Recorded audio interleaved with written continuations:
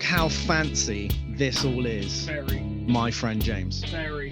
What have we done here? Have we just become multi-rich millionaires for some weird reason? Not realised. Yeah, I'm. There are 10 figures in my bank account. Can you hear me? Okay. Can you hear me? I can hear you beautifully. Right, if I get too close, you can hear me too much. I can. Yeah. Mez? Yeah. Everyone can hear you all around the world. That's all I need. We're internationally famous. That's all I need. And yes, we are here in an undisclosed location. We'll never tell you. No, never. Never. Never. No. I have a rather posh new Boss GT1. I like that. Now, for those of you who don't know, this is the multi-effects pedal I use on weddings in our band Switch. And Silver Soul, respectively. They're the same thing. It pretty much. And mine, I thought died, but maybe didn't. So I got this one. It looks way better. We might even put like a little before and after photo. That'd be cool for those who care. For all the one person who cares. Well, for all the one person who cares on video, and if you do care about video, look at this fancy video setup that hopefully has worked. Because again, I don't know what the future thing's going to hold, but we've got like 3 cameras going, right? We've got the wide lad. Merritt's got one on him. I got one on me. It looks all professional, right? What can you say? So hopefully this works. Hopefully it looks good. And then, for the people who watch on the YouTubes, they can actually see these things. If you're on Spotify, I still love you. I still love you all, but subscribe and spend money on us. Spend all the money on us. Buy all of our merch. Exactly. But at Mez, where the hell have we been for ages? This is like a grand triumphant comeback, right? We've been here, like the Beatles song, mate. We have been to Penny Lane. No, that is the one place we didn't go. That is the one place we didn't go. We've been here, there, and everywhere. We have searched the highways and byways of this great nation. And yeah, it's been a crazy couple of months, to be honest. I'm a bit tired of living through historical events. Yeah. But I am enjoying the fact that we're busy. Well, not right now. Now it's the start. Now it's the start. We kind of sink in, yeah. Sinkering in. But it'll, we still got some shows coming up. I'm looking forward to them. It should be entertaining. But I nice break. I've been in Manchester for a week. Lovely stuff. We've had our good chum Ian stand in for me. I need the best musicians to step in for my. I'm surprised that we only had one guitar player to replace you because you're so good. It's like you need 5 guitar players. It's like Fleetwood Mac when Lindsey Buckingham left. Mm-hmm. They needed 2 to replicate what exactly. It's exactly like that. In fact, he applied to be in Switch, did he not? And we said, sorry, mate. But I was like, I ain't gonna take your emotional baggage, mate. You got all these ex-girlfriends and stuff. Come on, mate. You know what I mean? Get off of it. Plus, he's too much gear. Just too much gear. Just bring a Boss GT1 little pedal. You know what I'm saying? That's what I'm saying. It does the job. It does the job. And but yeah, so not sponsored, by the way. Not sponsored. Would love to be, but Would you, if you got sponsored by Boss? Yeah. Would you just be like, I don't want to have a katana. I don't want any pedals. I just send me 52 Boss GT1s, and you just have a stack of them in your room, and you just play it. Oh, I'm just done with this one. Chuck it and lob it. I would have a Boss GT1 for every different patch. The rig. Like a default patch to begin with, and then it'd be like, oh, I want a classic rock sound, so I have to go to the other one. Or I want a chorusy sound, so I have to go to the end of the room to click it on. I'd be down with that. That'd be cool. That'd be really good. But yes, and we've been very busy with many, many things: weddings, side projects, drinking, alcoholism. Or non-alcoholism, really. Quite the opposite. My new hyperfixation has been sparkling water. Yeah, I am still on the hyper sparkling water. It's so good.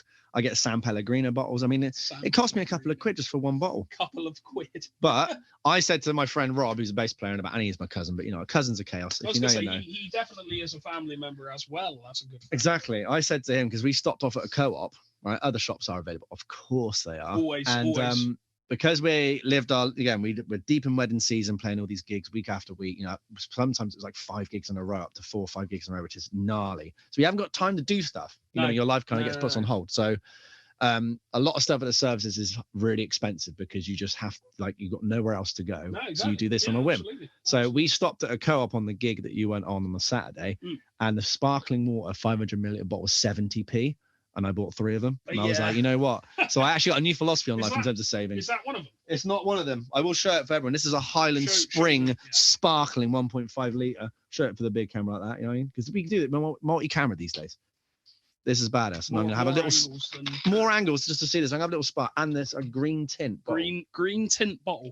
More angles than Kurt we've got these days. Exactly. I like that. Yeah, more angles than Kurt. Olympic champion. So my philosophy is now, all your life, right? Spend money at services, shopping, do everything you can in services, right? Because then what you'll do is you'll go, right, I need a better paid job. You'll work harder, better income. Yep. And then eventually when you hit, let's say 65 years old, so you're still in your prime, then go shop at supermarkets. Everything's cheap. Bang. You know what I'm saying? Yeah, very true. You could do that. You absolutely could do that. And I mean, it's, no pun intended, but I'm going to let this one slide. It's a welcome break when you stop at somewhere other than the services and you go, oh, look, I don't have to remortgage my house for a sandwich. Yep. It does get beyond the pale. And to be honest with you, the most irritating thing I find about services these days is there's just, you can't get hot food after a certain time unless you go to a specific one. Now, we are well versed in this. Now, we do have our favorite roadside services. We do have things like Gwasanthaw, which is actually services in Welsh, we've recently learned. And we've thought that was actually just the name of a service station, but then we kept seeing the name Gwasanthaw, if that's what it is pronounced, which I don't think it is, but all the way down. So, but it was quite funny because we were like, whenever we go to Wales, we cross the old Prince of Wales Bridge. Oh, yeah. And we get over there and we go, okay, where do we want to stop? And we'd always say, oh, let's stop at Gwasanthaw Services. But what we didn't actually realize was all we're saying there is let's stop at services. And then in the services, we're like, oh, Gwasanthaw's really good. Gwasanthaw. Yeah. We sound like idiots. Well, it is what it is. I mean, I've been led to believe that most of the Welsh population can't actually speak Welsh. Interesting topic. They've changed a lot of road signs. I mean, I have a good chum, Kerith Evans. He's a good lad. Okay. Is he the bass player in Elusis that have their upcoming EP playthrough show in 3 days? In 3 days' time. That Correct. Probably when this comes out, it'll probably have been and gone. So it will be a smash success. So yeah, it'll be great. Millions are coming over. Exactly. But no, he's good with translating some words. I think he said his dad can speak Welsh. Yeah. But other than that, I mean, I've got another friend who is also from Wales, which is good when you're talking about Wales as a subject. You really want someone from the country to actually discuss. It does help. Yeah. Just a slight one. But yeah, so... Sorry, that was funny. That was funny. For anyone who didn't see that, Merritt's laptop is, obviously the webcam is on his laptop and he's got like an app to run it. And he's got everything set up, and they just came out with, you may be having performance issues. So, well, I mean, do you need to go get your stuff checked out? Is that what I was trying to say? Maybe. Yeah. It could be foreboding, but it's still on. It's still working. Nice. So, the Welsh language is not widely spoken, from what I understand, but I could be wrong. However, yes, says Gwasanthaw across the bridge. There is Hardwick services, which is near Gloucester. 24-hour McDonald's. You're sorted. There is a rare find. There is Sparkford, which I call Spark Plug, and it saved us one night. We went to a 24-hour Mackey's. It was not 24-hour. I was disgraced. At that moment, I was disgusted. Yeah. With the world, I'd had enough. We were so tired, and it was that thing where, especially when you're driving back from a gig, that you don't really want to waste the time. No. Trying to get back. It's like economy of driving. So we were like, we're going to take a risk here. It's a little bit out of the way. Yeah. And I was just like, if this is not open, I'm unaliving myself right now. I'm exiting this world completely. Is gonna happen. And it said it was open. Yep. You walked through the drive-through. All the way around. There was a woman there and she was cleaning out some fryers. And I literally walked up and like knocked on the window and she carried on. In fact, we'll cut to our other. She was literally like, yeah. And I'm there. She's not picking up. So that annoyed me. Yeah. We tried the McDonald's app. That didn't work. We ordered on the app, didn't we? Yeah, we did, but no money was taken from my account. But very frustrating. So anyway, we went to Sparkplug. an old favourite. Oh my good lord! When we went through the drive-thru and he was like, "McDonald's, take your order, please," we're just like, "I love you." I could have cried. Yeah, I love you, unbranded, unnamed man. Yeah. All right. I could have cried. I was going to kiss him on the lips. I thought you did. I did. There we go. That's what we've been up to. It's kissing McDonald's workers. Yeah, that's what we do now. But yeah, I mean, it's been crazy. We've been trying to fit stuff in. We always keep talking about the podcast. We're like, we want to do this one. Let's do this one. Let's do this one. And then literally life got in the way, and it's been tough. But I've been keeping up with the Wiki Song stuff. Wiki Songs. There you go. That's been pretty funny to edit all of that. And again, and I thought, yeah, let me just try. Let's go to a studio and just see if we can get back into it. See if we can do this old thing. So it'll be cool. But you know what? Go on, man. Go on. That's all right, kid. I was just gonna say, I know people are waiting, and one person is waiting. I like this. I got one person. Someone commented. In fact, I'm going to give you a shout out right now. Martin's going to take the helm while I find it. Okay, I'll take the helm. So, what do you want to talk about, guys? Just really cool things. You know what we'll talk about? We want to start a new segment just at the start of just a little bit of music news. Kind of like a generic music podcast where you just go, what's happened in the world of rock? What's happened in the world of music and stuff? So we will talk about Blink-182 reuniting and the whole Ticketmaster thing in a minute. But Mez is ready. Yes, Mez, give me the goods. So Sam Pierce, thank you for your kind comments on the artwork of Elusis is upcoming EP. Before the Devil Knows You're Dead. Before the Devil Knows You're Dead, which will be out presently. He said he loves the artwork, and I am patiently awaiting the next episode of 50 Ways. Well, you got yourself a shout out as well, kid. If we were sponsored, I'd give you a free t-shirt, but we're not. So keep up the support. Let me know what you think of this one. Anyway, buy a t-shirt. Buy a t-shirt. That's the support that I want to see. You know, and a key ring. And a key ring. And a big coaster. Coaster. Big picture of me as well. What about a chef's apron? Because that can be made. We should do that. About a chopping board. Again. Do you think people personalized knives? What we could do is we could have the knife, or knife rather, and you could on the handle we could have like a little plastic molded head of and you could cook with 50 ways cookbook. We are missing out here. 50 ways and cookbook. Even better, right?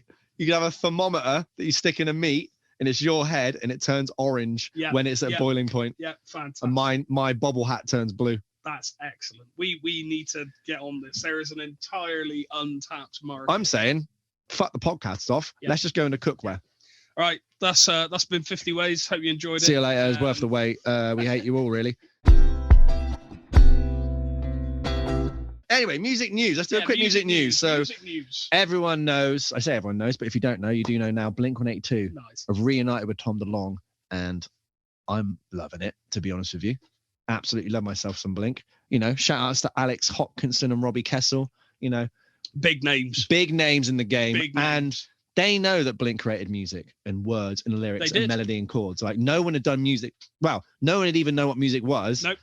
And then they popped up and was like, this is what it is. Yep. So, I really connected with them too and gave them a couple messages back and forth. And just like, oh my God, they're back. I'm going to get tickets. Unbelievable. The gods of music have come back and gone, look, I don't know what everyone else has done for the past 7 years that I've been away or whatever. Who cares? I'm doing this. So obviously it was new single, which is called Edging, new tour, everything announced. So how is the new single? I quite like it. It's short, it's punchy. It's a good throwback. The chorus is catchier every time you hear it. It's like a good return to form, but I know that there's going to be something better. You know what I mean? Yeah. It's like they haven't just released all of their good stuff straight away, the good single right away. Absolutely, mate. Absolutely. And that's kind of what you want. You want to be teased. I really want to go see him on tour. So I was like, okay, I'll look at my O2 app because you get pre-sale availability. I go on there, right, 10 a.m. Wednesday. I get up at 10 a.m. Well, I get up, right? 10 a.m. I click on it and I go, right, click for tickets. Already I'm 5,600 in the queue.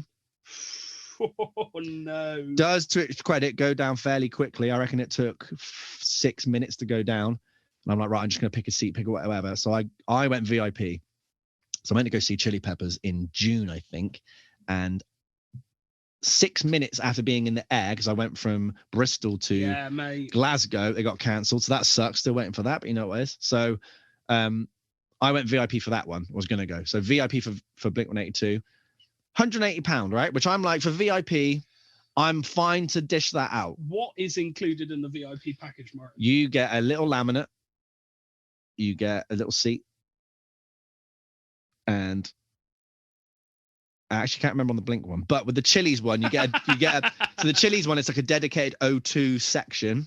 I think you get your own bar and own toilets and stuff like that. Right. Yeah, no, which I was like, I'm keen for that. Yeah, I've not been a part of the VIP experience of the O2. I know someone who has. He went to go and see Iron Maiden. Small little band. Small little niche band, lo-fi. You wouldn't have heard of them. And he had his own private bar. He had his own private viewing platform, and he didn't get it, but because he got in because he knew somebody, I don't know. But normally the VIP experience would be like a very, very quick, like meet and greet, very quick. But yeah, so I've never been a part of the VIP experience, but it does sound very cool. But yeah, no, it's expensive, but I kind of guess it's worth it to, some of the things you're going to get.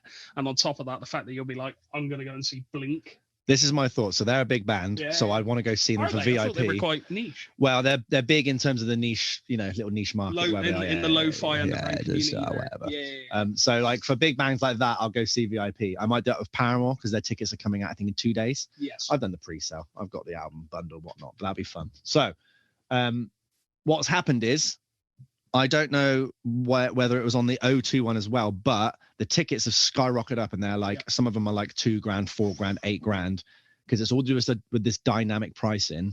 Because Ticketmaster is saying dynamic pricing is meant to stop scalpers. They're saying that that's how we're trying to get people to stop doing that. But what happens is people buy them up, and then they try and sell them on. It's like, well, you're going to go or you're going to not go. It's a high demand price. So then what happens is that middle kind of pit just doesn't. It's just people with their phones up, and this has happened for a while. Yeah. Obviously now other bands, it's happened around the same time as other bands, but like Pearl Jam, very famously, I think it was 1994. They were doing Vitology, which I think is their third record. They literally fought Ticketmaster. They took them to court. Yeah. And what's funny is, because Stone Gossard and Jeff Ament are the guitar player and bass player, they're talking in court and they're like saying like, we think, we knew what it was like to be a fan poor growing up. And I think the ticket price they say is something like $30, which is mad. You think now when it's up to $4,000 for a ticket or something like that, you think I'd love to pay $30 for a ticket. What are you on about? So what they kind of did is they started putting on their own concerts away from Ticketmaster venues. I think they were like financing it themselves and stuff.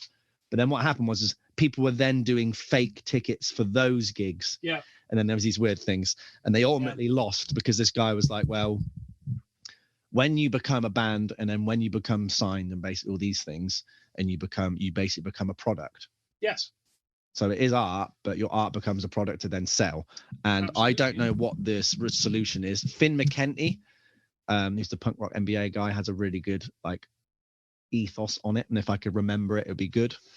But what he said makes sense, but I don't know whether he's basically saying, because the artist does have a say. So he's saying that Blink, whether the artists themselves or whoever represent them, does have a say in dynamic pricing. He's saying they don't need that money. They're millionaires. They're pretty well set. Why don't they just reduce it all down? But then again, venues, what it's like dealing with venue managers. We'll keep them unnamed, but that it's like, if you have an intention, like you were trying to get one person in to take photos or do something like that, and sometimes that can be hard to navigate around it. Of course, and I mean everybody's got their own motivations, and especially with a show on that level, a lot of people have got to be paid.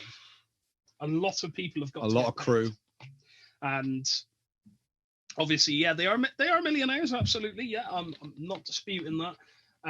But I think even at that level, I'd still want to get paid for my work. Yeah, why not? If you've done it for, I mean, they've been banned since 1994, I believe. So it's like, you're 28 years in. Of course, you want to get paid. Of course, this is what I mean. Stuff. So it's kind of a difficult. It's a difficult one, but I $4,000 for a ticket. I mean, someone's going to pay that. Maybe there's a thing of, It's like when Radiohead released In Rainbows and they were like, right, pay whatever you like, pay as you like. I mean, So you can literally you could do it for like 20p, or you could go way up. But so it could be in between, pay as you like, pay what you want, and dynamic pricing. What's the thing in the middle? Because the only problem there is that then helps with everybody in terms of their financial status and demographic, that if you're a bit poor and don't have a lot of money, but you want to go see your favorite band, you can just pay a couple of quid. Yeah, that's all right. But you're obviously then cutting into the earnings of the tour, and then how that infrastructure is paid, and then the venue's got to at least make enough money to like even just to pay the bills and stuff. But then again, let's say if everyone paid a quid for a ticket and 50,000 people are there and you've made 50 grand on the door, bearing in mind, I'm speaking for a very naive point that I don't know how concert arena, how much the overheads are, but I don't think 50 grand necessarily will cut it. Still a lot of money just for 1 quid.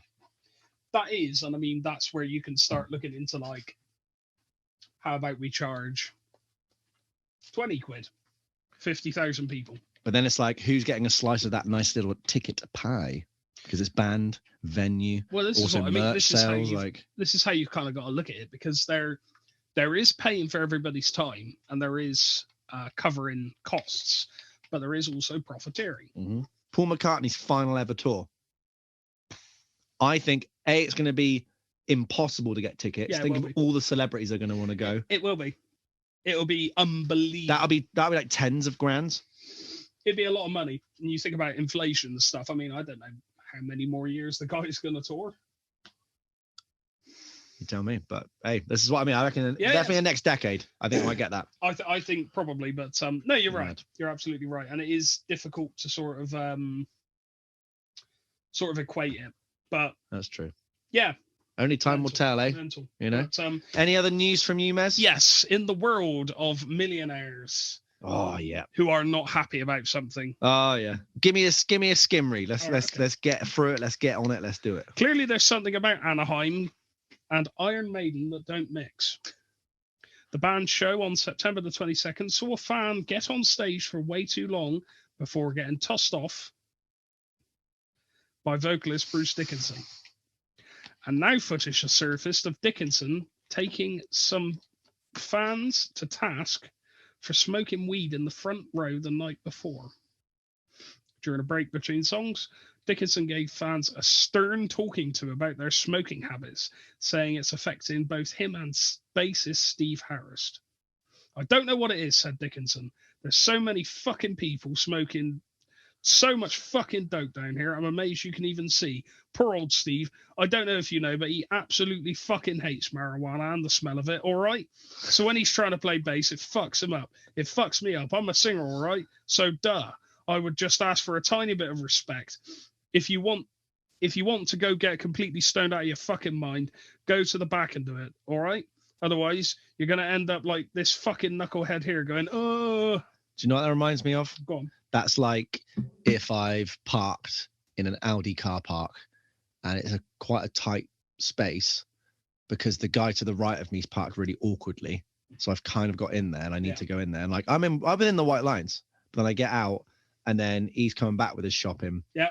And he's getting all that and he's telling me about the youth of this and all that stuff. And that's disrespectful. My kids ain't going to eat tonight. My wife's got to do this. I'm just there like, it's just so white noise that you're feeding into that, and it's like you might as well just say nothing. What I love, there's a few things I love about this story in particular. Number one, at the bottom of the article, it's like it says all this stuff that he has a go at him, and then it's like Iron Maiden's tour continues for these days. We've talked about this before. Yes, we have. Punk rock's rubbish. Yes, we have. I'm doing a book signing every go. Yeah, literally. So it's like it's just drama for the sake of publicity, isn't it? Really, it is. Well, that's the new thing. That's the new thing. Yeah. Well, you say it's the new thing. It's been a thing for a long time, but obviously dinosaurs like Iron Maiden are only just catching on. Yeah. They're probably going to start going, oh, I downloaded that Facebook the other day. That's quite a new and trendy thing, isn't it? Bruce Dickinson will be doing Facebook Lives all this week. So, yeah, and I mean, the other thing I love about this story is I think it was in Rio, in Brazil or something. Yeah. There's an old photo of Bruce Dickinson with really long hair with a T-shirt that says "Legalize hemp now." So it's just. Well, he didn't say he didn't like weed. He just said Steve Harris didn't like the smell of weed. Well, he said it fucks him up as well as a singer. But Man. I mean, I kind of get that is a bit of a thing, isn't it? It does. Yeah, it does. Again, I get his point, but it just comes across as like old man yells at cloud. Yeah, absolutely, You know what I mean? absolutely. But also, where? I've got millions of ways. Where? Sorry, Bruce, this doesn't reflect on I'm you. not We still sorry like at all, you. mate. We still like you. I've got tickets to see Iron Maiden next year, and There you go. I'm still going. How much do you pay? How much do you pay for that? I can't actually remember. Actually, no. My mum's partner's bought them, and he hasn't told me how much it is because this is a little game. Cheeky little lad. It's a little game we play. You see, I go, tell me how much are you, Rich? And he goes, yeah, no worries. And that's the last thing he ever says about it. So I have to prompt him to be like, what do I owe you? And then he'll be like, no, nothing. And I'm like, You've got to do the thing now, like at Christmas, when you're like, I know my presents are upstairs in the cupboard or in the chest of drawers. You need to go snooping around. And then you find something that you don't want to find, or you find the present, and you have to act like you don't know what it is on Christmas Day. Yeah, I did that many times. Sorry, Mum. Either that, or I'm just going to start sending him money and just be like, deal with it. Or rip them up in front of him, and he'll go, bloody hell, they were 300 quid each, and you'll be like, got ya, and transfer it. What a self-sabotage. Now none of us are going. Good grief. Should we get in the episode then? Let's go, big man. Nice. This is episode 26. 26. So we're still in the 20s. I still like that.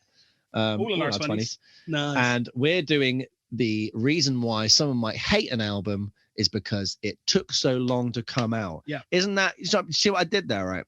Because this took so long for this episode to come out, right? I've gone, you know what? Let's make I'll tie it in. Let's think about albums that have taken ages to come out. Absolutely, my man. So for me, I really like seeing the journey of an artist's career. Like, it's great. So the reason why I find it sometimes quite hard to get in the new music is that it's still being written. I think of a band like The Doors. I got into them when I was probably about 14 years old. There was a skateboarder called Ryan Gallant who had the song Touch Me on his part. And I was like, this is cool. And then got a greatest hits. And then you can just go on Wikipedia and go, right, oh, look, this is the album that they kind of peaked on. This is the album that had the classics, but this is the album where they went down. And you have all of these like historical landmarks. I feel like I can't do that with new music, but it's bullshit because you can. You can, but you know what I mean? I know what you're saying. Interesting little side point. I discovered The Doors from Tony Hawk's Underground 2. Amazing. Because the intro music is break on through to the other side. It is. Rip on through. To the other side.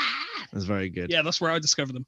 So I think that's what it is. It's like, because I know that it's already happened, I know at the end, I can go to the end and go, oh, okay, Jim Morrison passed away, all these things. Yeah, I know. It's a safe thing. It's probably a very ADHD thing. I'm trying to get into a therapy session of it, but yeah, and I know what you're saying. Yeah, I mean, obviously I've got into stuff like, like Foo Fighters. I remember waiting for Wasting Light. I remember waiting for Great album.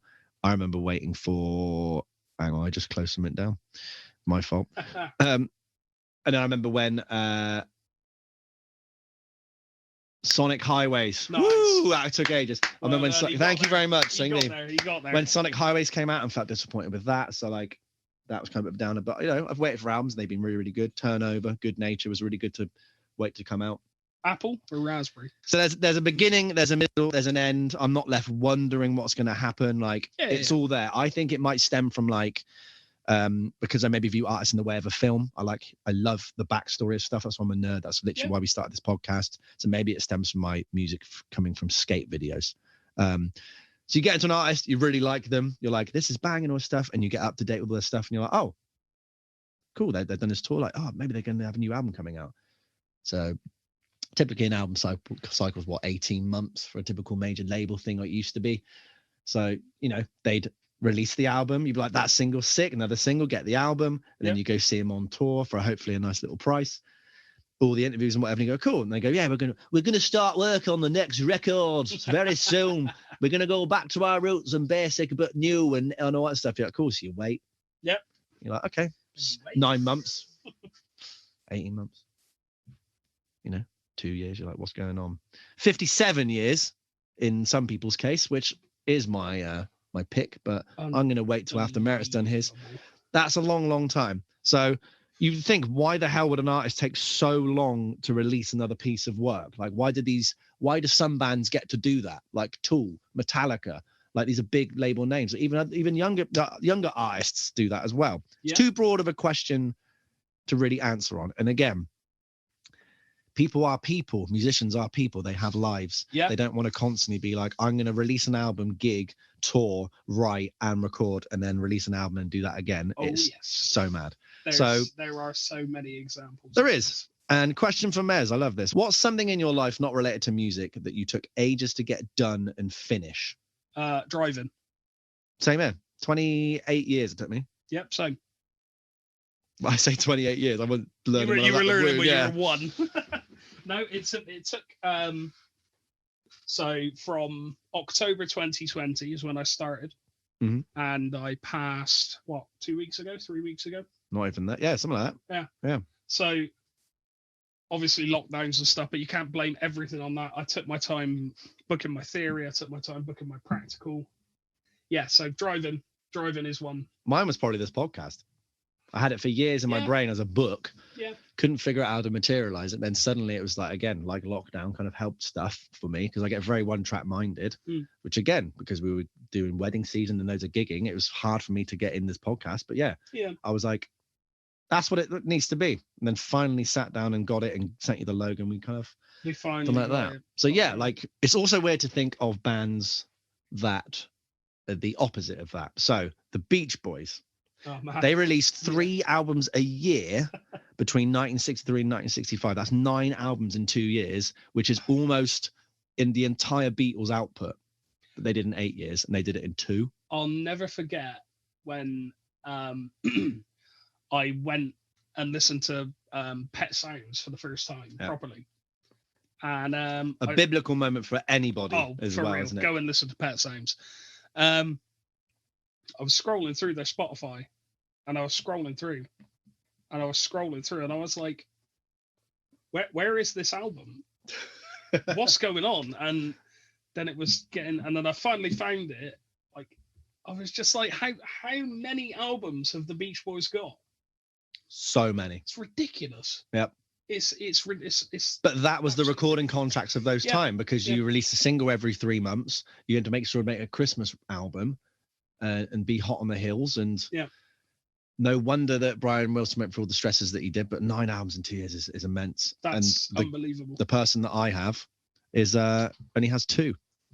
Yeah. That says it all, really, doesn't it?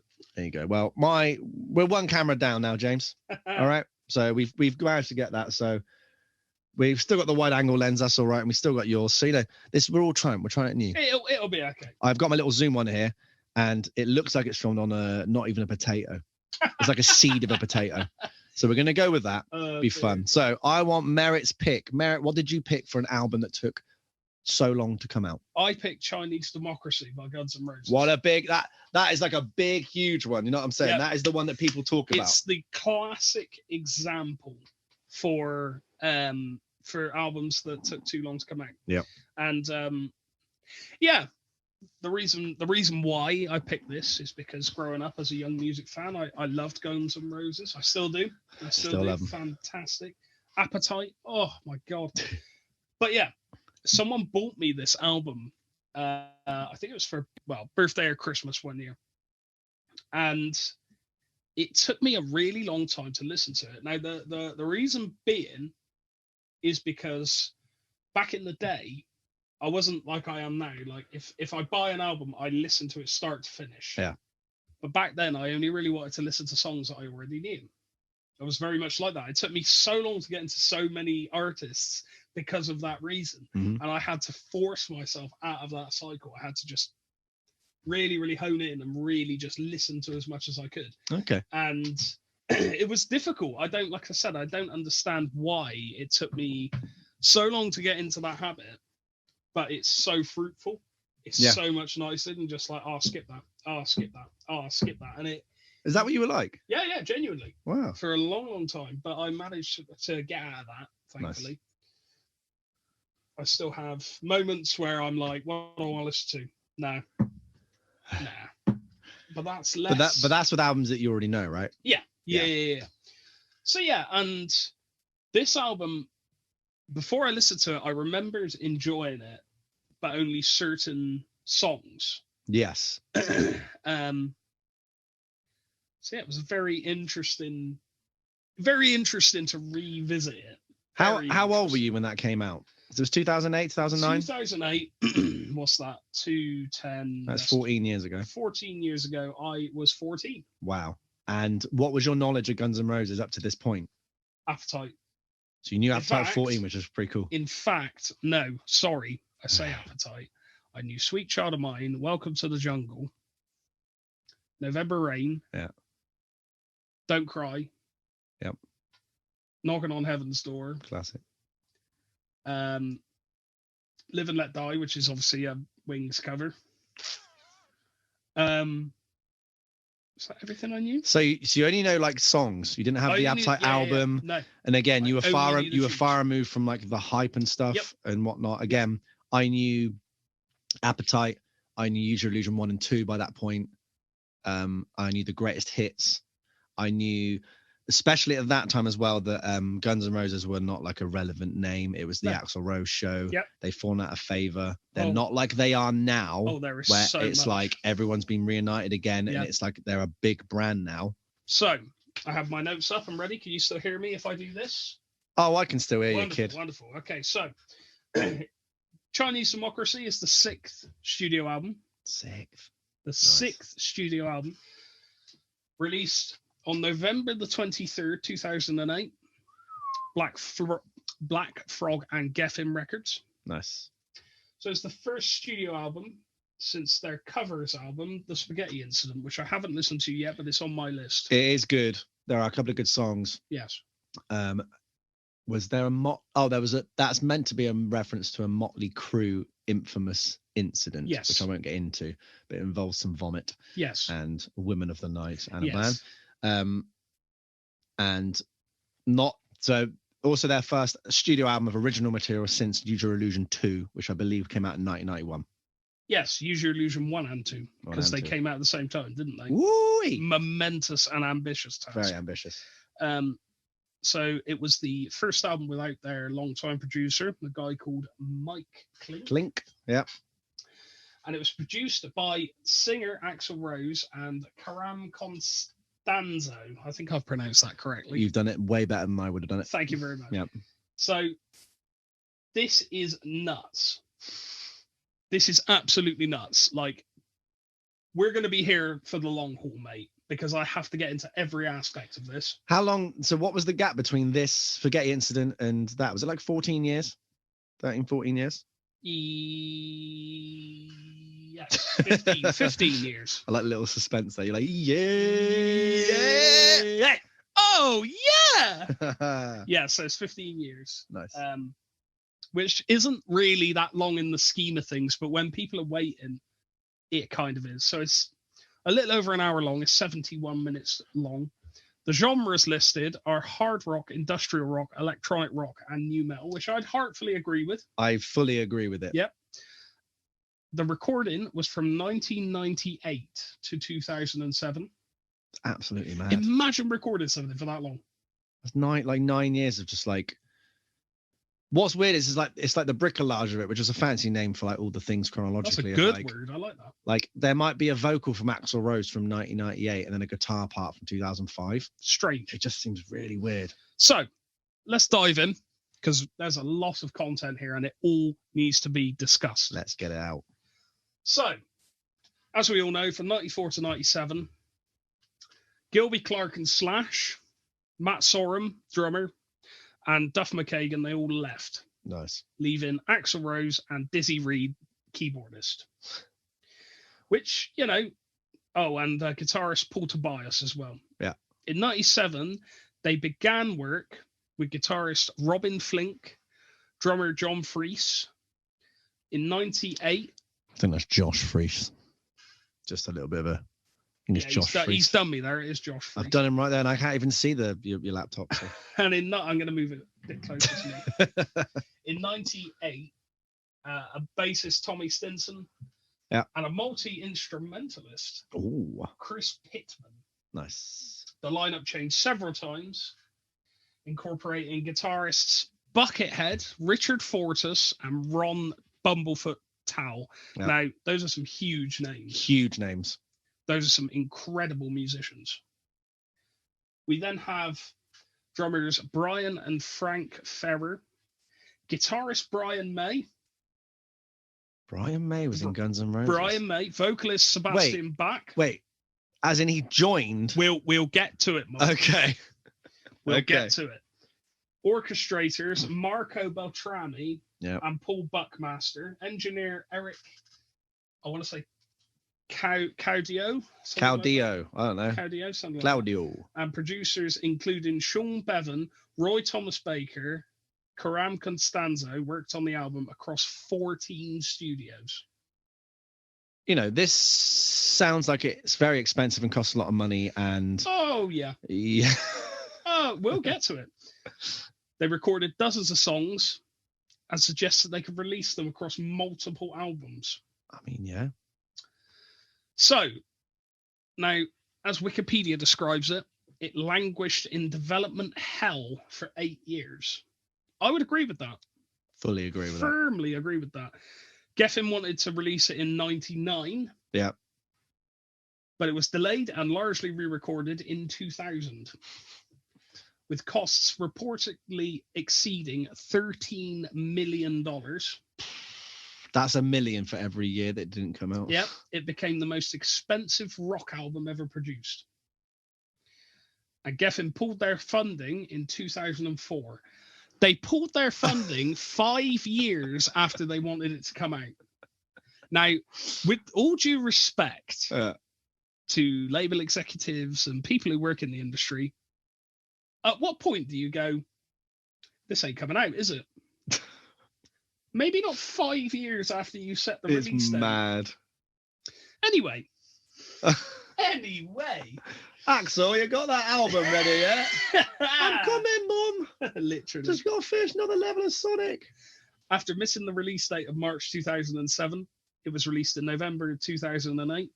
And there were leaks, legal disputes. Oh, mate, this is the tip of the And again, we'll dip into the history of it. So you've got Napster around this point, Metallica, Lars Ulrich being the most hated person in the world. Yep. He was right at that point, being like, this will kill the music industry. People were still buying CDs. They were still touring at this point. Slash and Axl just basically hated each other. I think Velvet Revolver was around 2001, 2002. Yeah, I believe so. So you got that supergroup going on, which kicked off. And again, in terms of like new metal coming in and taking over what rock was, and Limp Bizkit, and hard rock and industrial rock, 9 Inch Nails, all these things, that's all kicking off while this is going on. And they're basically just retreating, trying to make this album, aren't they? Essentially, yeah. And I mean, I say they are. Axl Rose is retreating and making this album. Oh man, because he owns the name. This is the crazy thing, isn't it?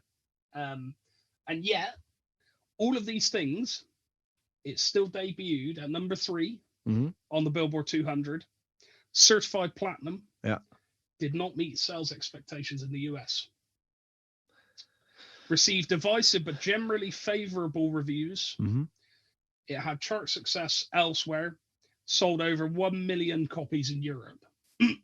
Like, nothing to shake at, but really, this is Guns N' Roses we're talking about. Appetite for Destruction. Yes. And I was thinking this on the drive up. I was like, just the way Axl is, or the way that band is and operates in people's consciousness, like, they're in that. We've sold a lot of millions of copies of of our debut album, your first album, and you've literally hit out of the gate. You've literally, and it's insane amounts. You're just in a different league. It's like you're in the VIP's lounge. This is what I mean. And it's when you're at that level, there already is a level of, where do I go now? What can I do now? Literally, on your first time out the gate. Where am I? Where is inspiration coming from now? Because my debut album has absolutely smashed it out the park. It's done. In fact, it's smashed it out the park. The other albums already smashed it out of the park. It's gone that extra distance. You've had to get city planning to build an extra park. Not to add on to your existing park, which you've already smashed. You've gone, I've smashed it so much. I'm gonna personally get my own money to build a new park, smash that one as well. Let me know about the third park. So they began writing and recording new music in '94. Duff McKagan, the bassist, said They were so stoned at that point, nothing got finished. Slash accused the singer of running the band like a dictatorship. Which, I mean, you could definitely probably see that. And I mean, we've discussed this as well, there is some sort of level where it's like, who's in charge? No one's in charge. Nothing's getting done. Should someone take charge? Oh, maybe, but obviously, yep. You go through that whole. I want this chord that way. Okay, you do the song then. Yeah, exactly. This is kind of the thing. So, Axl Rose said the material was scrapped because the band was unable to collaborate. Yeah, kind of makes sense. Gilby Clarke was replaced by Paul Tobias, and around the time, Axl Rose had become obsessed with electronica and industrial rock, particularly the works of Nine Inch Nails. Yes, I have a huge blind spot with Nine Inch Nails, but I would very much hazard to guess that when you listen to Chinese Democracy, you go, is this a Nine Inch Nails record? There's a lot of correlation with genre. That's what I would think. So yeah, he became obsessed with that. He wanted Guns N' Roses to move to that contemporary point. He wanted to start making music more like that. Yeah. Which you can kind of get. You want to move, you want to evolve your sound, you want to change. Other members did not agree. Slash left in 96, following creative differences with Axl and a personal problem with Paul Tobias. Do you know what I think was the straw that broke the camel's back for Slash, from what I can remember from his book? Oh, I've read this. Go on. So they did a cover, they did a Greatest Hits album, which had Sympathy for the Devil on it. That's right. Rolling Stones. Yeah. And I want to say that Axl Rose used, I don't know if it was this guy, but he used a guitar player who wasn't that good or didn't sound very good. And Slash was like, I think Slash recorded guitar parts as well. Yes. What Axl did was, didn't use Slash's guitar parts, use this other guy's part. That's right. And it still went out as Guns N' Roses, and he's a bit like, this is awful, I'm gone. I think that... And he had no say, because Axl, seeing that his band was flailing and just being like, they're all just drug addicted, like idiots or whatever, rock stars, it was like, I'm going to, like Sharon did with Ozzy Osbourne and Black Sabbath, like, I'm going to take this name so it's all right and protected. Yeah. So he did the right thing, but yes, also, it's just his band, Slash was replaced by former Nine Inch Nails touring guitarist Robin Flink, because of course he was. Why. And in 97, February 97, electronic producer Moby entered talks to produce. He said, they're writing with a lot of loops, and believe it or not, they're doing it better than anybody I've heard lately. Moby pulled out to focus on his solo work. Longtime Guns N' Roses producer Mike Klink is also reported to have been in talks to work on the album that year. It's just like it just sounds like a super group, but like it's going mental. Yeah, this is like a melting pot at this point, and everything's in there. Mad. After Verena left, Josh Freese was hired as a full-time drummer during mid-97. McKagan, who had recently become a father in August 97, according to McKagan, Guns have been paying rent on a studio for 3 years now, from 94 to 97, and still did not have a single song. Wow. The whole operation was so erratic that it didn't seem to fit with my hopes for parenthood for stability. According to the manager Doug Goldstein, Scott Litt, Steve Lillywhite, and Mark Bell were considered as producers.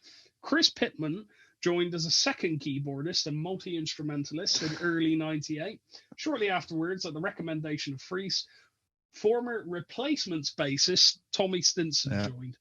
By spring of 98, Guns compromised of Axl Rose on vocals, Stinson on bass, Freese on drums, Fink on lead guitar, Tobias on rhythm guitar, and Reed and Pittman on keyboards. Why do you need two keyboardists? As a keyboard player myself, I mean, you don't need two keyboardists. I'm looking for a reason. I'm not trying to undermine anyone. Well, for Guns N' Roses, why do you need two keyboards? I can understand two guitar players. But two keyboardists. What's it needed for? Get a life. Get Swift cover. Yeah. So, this is all gone crazy. And they began recording at Rumbo Recorders, a studio in the San Fernando Valley where Guns N' Roses had recorded parts of Appetite for Destruction. Nice. Now, that's classic, isn't it? We made a brilliant album there. Let's go back and recapture Let's go some do of that it again. magic. Yeah. Just doesn't work.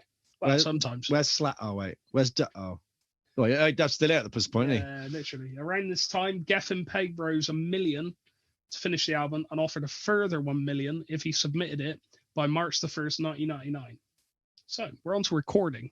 Any questions? Any comments? Any? Well, I know that he didn't get 2 million because he would have got $1 million to finish the album. He probably finished the album, I reckon, but didn't submit it. I reckon that's what happened. But it's just madness at this point. Yeah, you're just not a band, and it's almost just like you're just kind of like, well, I'm going to try and get something out. I don't know what I'm doing, and I haven't got any plan. And you're paying three years on a studio, and you haven't got a single song. It's not one song in 3 years.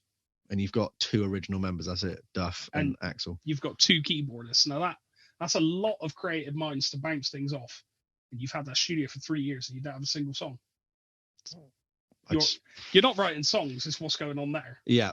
What about the second beat of the 14th bar of the middle eight? Do you reckon that we could get a little different tone or a little synth, or can I try this? Can we do rehearsal next week and it's the same thing? I think that's what was going on. I think it's definitely part of it. But anyway, we're on to recording, which may answer some of your questions. Let's go. So the summer of 98, Youth, who had produced U2 and The Verve, was brought in to work on demos and help Axl Rose focus. Axl Rose was not ready to record a new album. That's how he felt. It's too quick, isn't it? It's too quick after the last one, yeah. This is Youth talking, by the way. Yeah. He kind of pulled out. He was quite isolated. There weren't very many people I think he could trust. It was very difficult to penetrate the walls he built up. So Youth left because he'd had enough. Axl Rose later told USA Today he had stopped writing for years in the mid-1990s because of criticism from Slash and McKagan and his ex-fiancée Stephanie Seymour. Okay. Which, that can affect you? Of course it can. Yep. The band worked with producer Sean Bevan from autumn 98 to spring 2000. Stinson said that most of the songs on the album started and ended with what Bevan did. Bevan worked with the band when Rose recorded most of the vocal tracks that appear on the final album in 1999. Wow. So wait, the vocals are from 1999? Yes. Most of. How weird. Very strange. Yeah, it makes sense. Rose's vocal parts were recorded in less than a week. What a slap in the face. Mental, isn't it? 13 years and you've just gone, just give me a weird idea. That's mad. Bevan claimed to have worked on 35 songs during his time with the band. By the summer of 99, Guns had recorded over 30 songs, and the album was tentatively titled 2000 Intentions. Now, that is the first title of this album. Okay, so it was originally called 2000 Intentions. Yes. In May 1999, Queen guitarist Brian May recorded lead guitar for the song Catcher in the Rye and other unreleased songs, but his performances were removed. Brian May was not informed and wrote on his website in 2008, "I did put quite a lot of work in and was proud of it, but I could understand if Axl wants to have an album which reflects the work of the members of the band as it is right now." Now, why does that sound like a real backhanded... It really does. He's kind of a bit like, so you're going to choose those guitar players over me, is it? Bohemian Rhapsody, anybody? Do I want to keep going on my singles lists? Literally. Imagine you're doing an album and you've got Brian May and he's done guitar parts and you've gone, you know what? I like this other guy. So, yeah, unbelievable. Well, it is what it is. This is what it was like. Rose ordered the studio engineers to continue recording ideas the band had come up with in his absence. So, he was sent several CDs a week featuring different mixes of possible songs. Eventually, he accumulated over 1,000 CDs. In 99, Rose temporarily abandoned the album so the new lineup could re-record Guns N' Roses' debut album, Appetite for Destruction. He wanted his new band to re-record Appetite with the intent of using newer recording techniques to spruce up Appetite. According to Axl Rose, this forced the new members to get up to the quality they needed to be at and help the writing and recording process. Now, I got no problem with, first off, 1,000 CDs. Absolutely mad. Crazy. And what you've just gone, like, none of that is good. That's so extreme. Yeah. None of that is good. And again, like, if Axl Rose listens to that and genuinely believes that none of that is good, fair enough. But good Lord, you're already spending, like, that's 5 years in already from 1994, and just pick something good and then move on or something like that. But, like, okay, I get, you know, okay, let's play our debut album from back to front in rehearsal. Let's get up to speed. I get that. But the whole re-recording thing, which was like the thing that was threatened, and like Slash said, when Slash was asked about this, because obviously he wasn't there at this point, he's like, I don't want to. That's a moment in time. I'm fine with that. I'm a better guitar player now. Just unbelievable. Why? Unless it was a legal thing, like, because then you can get the master recordings back or something like that. So during the 99 interview, Axl announced that the title Chinese Democracy. So that's the first time we've heard it. Yeah. Saying there's a lot of Chinese democracy movements, and it's something that there's a lot of talk about, and it's something that will be nice to see. It could also just be like an ironic statement. I don't know. I just like the sound of it. So basically he's gone, I like those two words together. That whole sentence is just mumbo jumbo. It doesn't mean anything. The new album's called Mumbo Jumbo. Literally. And it used to feature Brian May. So he said the album would feature a melting pot of varied sounds. Oh, no. Including several heavy and aggressive songs. In late 99, Rose played several tracks for Rolling Stone, who likened the new sound to Led Zeppelin's Physical Graffiti, remixed by Beck and Trent Reznor. Yeah, that kind of hits it, doesn't it? It really does. Yeah. That's really insightful. In 97 and 98, sources have described the album as different from previous records. You could not be more correct. With an electronic influence. Chris Verena said that Rose wanted to create an album similar to U2 and Brian Eno's collaboration Original Soundtracks 1. Axl Rose in 1998, and this is not chronological. I apologize. It's all over the shop. It's how we roll. It's how we roll. So in 99, Axl Rose said the band have recorded enough material for 2 albums. So get one out then. Yeah, literally, including the potential for an album more industrial and electronic than Chinese Democracy.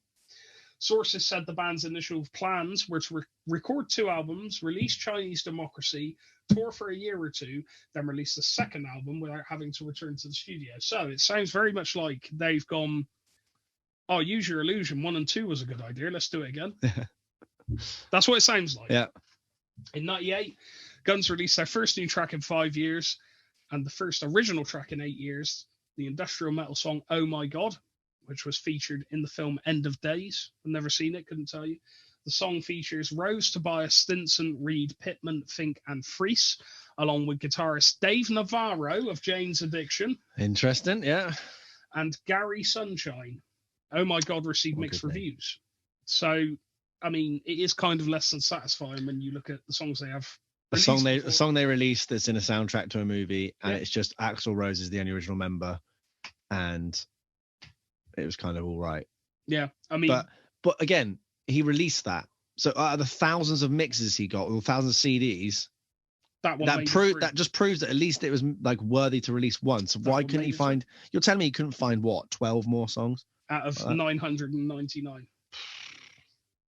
Who knows, mate? Who knows? But Bevan, who produced it, said it was included on the soundtrack at the request of Jimmy Levine, the head of Geffen. Jimmy Iovine. Iovine, no, I look like an L. I do apologise, Iovine. So he picked it out after listening to several work in progress songs. So he's heard that and gone, that's the one. Oh, so this is, bearing in mind, so this is 7 years at this point, working on this album for 7 years, and they're still in the work in progress stage, which to me is still the writing, recording, mixing, tweaking stage. Yeah, and it's we're now on to lineup changes. We might have to do a part 9 million for this. This is also about re-recording as well. So I'm aware I keep hitting my mic. I do apologise. I don't mind. I think it's quite funny. While work was being finished on Oh My God. Oh my God. Oh, Fink left to rejoin Nine Inch Nails. Why? No, what's that thing? It's like, Mummy, I want 9 Inch Nails. We've got 9 Inch Nails at home. And Led Zeppelin, not Led Zeppelin. Oh, Guns N' Roses thing at home. I was so close with that joke. So close, but I appreciate it. January 2000, band manager Doug Goldstein said the album was 99% done. In January 2000, ladies and gentlemen. And I hate that phrase. It's 99% done. No. It's not done then, is it? Because that everyone uses that percentage, right? And my friend Rob will love this, and cousin of chaos. 99% completed. To me, it's either like it's nearly done, it's either not done, or you're like literally just got to tick the box. That's what I mean. It's one of those annoying conjectural statements. In March 2000, Axl had hired Buckethead to replace Fink. According to Classic Rock, Buckethead's to say, yeah, we all know about that. We've discussed him. So, apparently, it made him the negative image of top-hatted, easygoing Slash. Nice, I like that. It's like the A and B, if you will. Rumors spread the Buckethead was Slash in disguise. I can see that. I can see that. Shortly afterwards, Josh Freese left to join A Perfect Circle. And just a side note, we have fallen victim to another second camera gone down. No. It was still recording, but it was on extreme battery saver. So I was like, you know what? I'm going to switch it off. It's gone. I'm going to switch off the recording. So with 2 cameras down, we're still killing it, though. We're still going strong. Still got to go. It's fine. It's fine. They'll never know. So, yeah, it's all going mental. At the recommendation of Buckethead, frequent collaborator Brain was brought in as a drummer. Axl Rose hired Queen producer Roy Thomas Baker, who is fantastic. He is amazing at what he does. And he can get away with murder, apparently. Not actual murder, I'm just talking... Hypothetical murder. Yeah. Okay. He was persuaded to do re-recording work on the entire album. Baker felt Freese's drums needed to be re-recorded as they sounded too industrial. Brain said they sounded digital, with not a lot of air moving. Rose felt that the finished album should reflect the energy on those who worked on it, and so felt Freese's drums should be replaced. Then you've got the introducing of the Geffen employee Tom Zutaut, who was Motley Crue's manager. He was also Guns N' Roses. I think he was the guy who might have helped them initially. I think he might have been that A&R rep, something like that. So he said Freese's drumming was spectacular. I would not have wanted to be in Brain's shoes. Basically, we were saying to Brain, we have got a brilliant performance of this, and now we need you to recreate it. So this dude had to learn all of these parts note by note. He had the parts transcribed, he played them from a teleprompter, and then he had to play it in his style. Wow. Yeah, this is mental. According to him, he recorded the parts in 8 months. 8 months. The final album features a hybrid of both of them. Wow. Oh. Frank Ferrer replaced Brain in 2006, who said, I did a few tracks with Brain, and he told me just to make the songs my own. It wasn't so much conscious writing as focusing on how the music made me feel and not overthinking it. According to Ferrer, he is the only drummer on the title track. The rest of the album features drums by Brain and Ferrer using Freese's arrangements. Ridiculous. That's ridiculous. At the end of the 9 Inch Nails tour in 2000, Fink rejoined. And this is 2000? Yeah. We've still got 9 years to go. Yeah. Rose had previously threatened to remove his parts from the album after seeing him with 9 Inch Nails at the 1999 MTV Video Music Awards. Composers Marco Beltrami and Paul Buckmaster worked on orchestral arrangements. In 2003, Beltrami said of the experience, I met with Axl and he played me these songs, asked me about my ideas, asked me my ideas about them.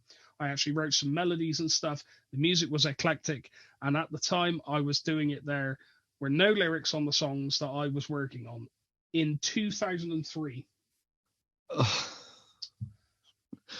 It's the slowest production I've ever heard in my life. It's ridiculous.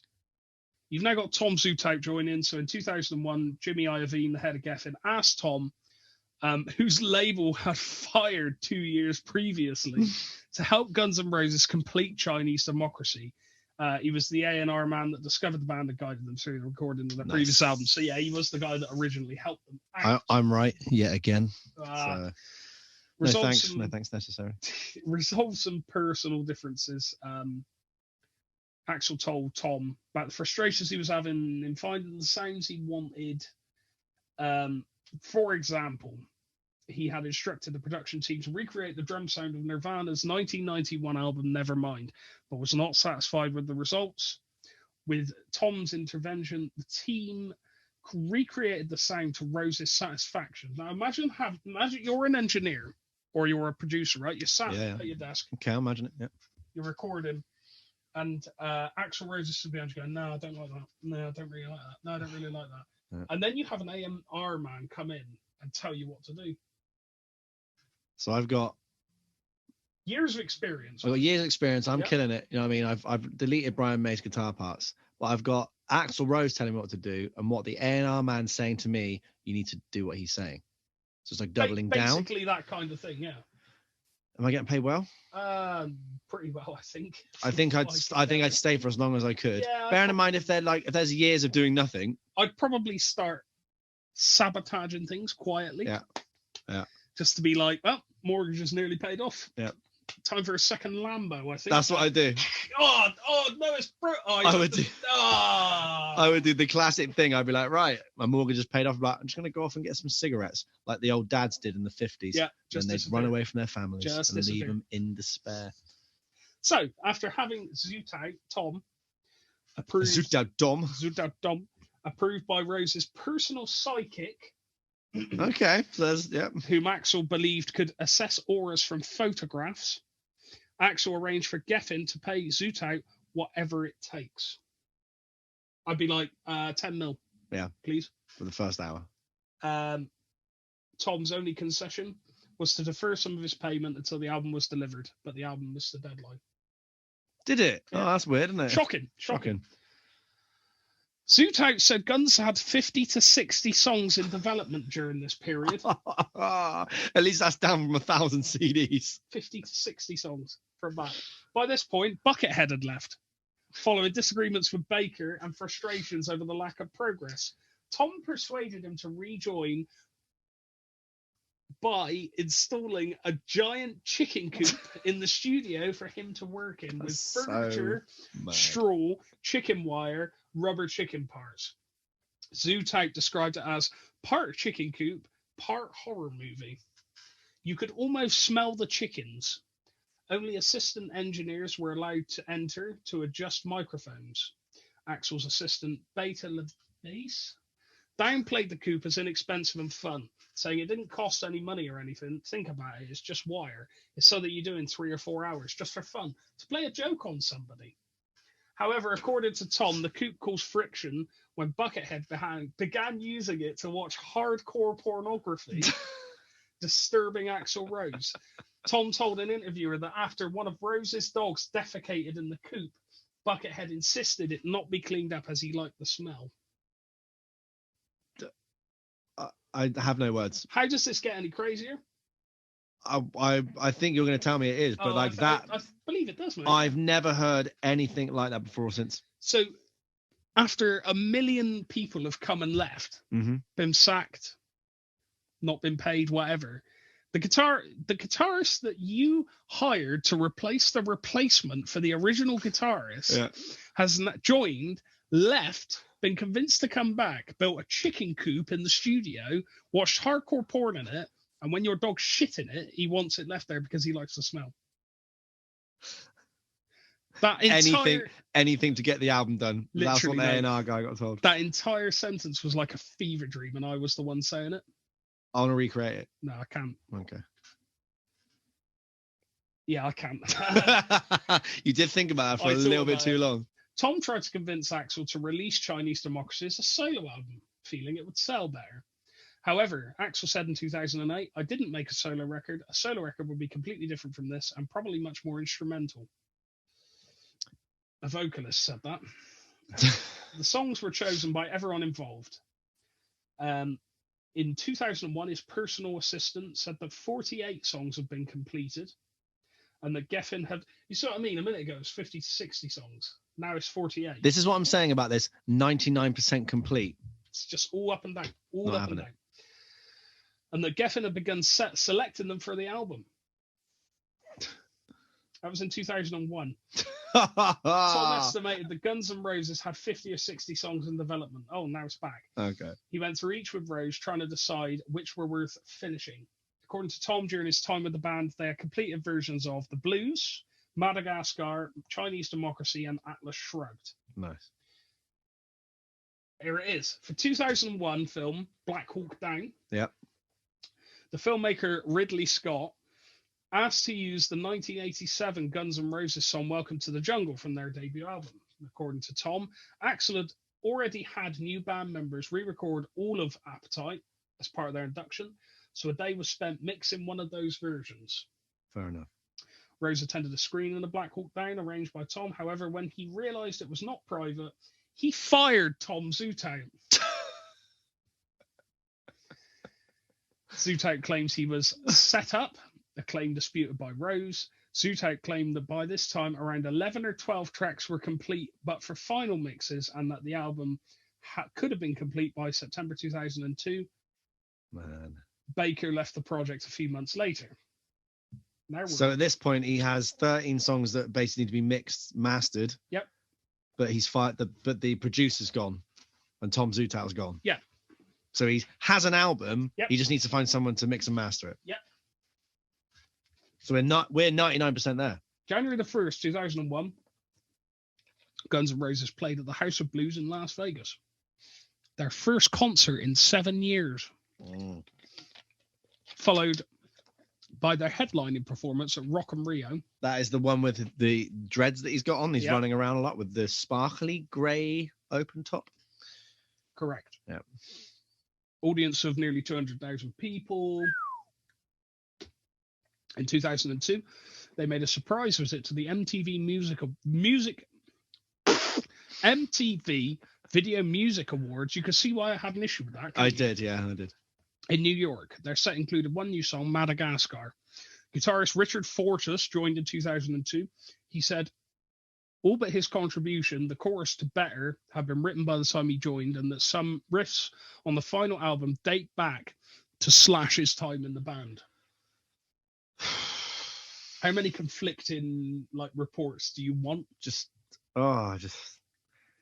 the amount of musicians that are on that album or were on that album. It'd be interesting to hear if there was ever a expanded re-release version of this album box set, and it'd be like Chinese Democracy 1997 version, 1998 version, 1999 first half, 1999 second half. It'd be interesting to listen to.